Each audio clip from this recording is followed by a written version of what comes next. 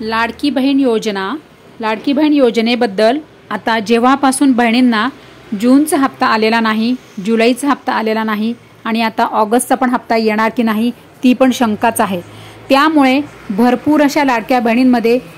अनंत म्हणजे भरपूर असे गैरसमज निर्माण झालेले आहेत आणि खूप बहिणी काय झालेलं माहिती का,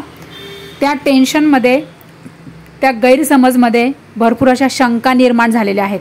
आणि त्या सर्व शंका गैरसमज आणि प्रश्नांमुळे काय होतं माहिती का, बरोबर आहे मी तुमचं दुःख समजते, माझ्या सगळ्या लाडक्या बहिणींचं मी दुःख समजते, कारण की बरोबर आहे हो पैशाचं सोंग करता नाही येत आणि आता अचानकपणे असे हप्ते येणं बंद झालं की आपल्याला एक असं वाटतं की आता आपण कसं सगळं मॅनेज करायचा, खर्च कसा आपण मॅनेज करायचा, घर म्हणजे जे काय असेल, माझ्या ग्रामीण भागातल्या बहिणी, माझ्या खेड्यागावातल्या बहिणी असतील, ज्या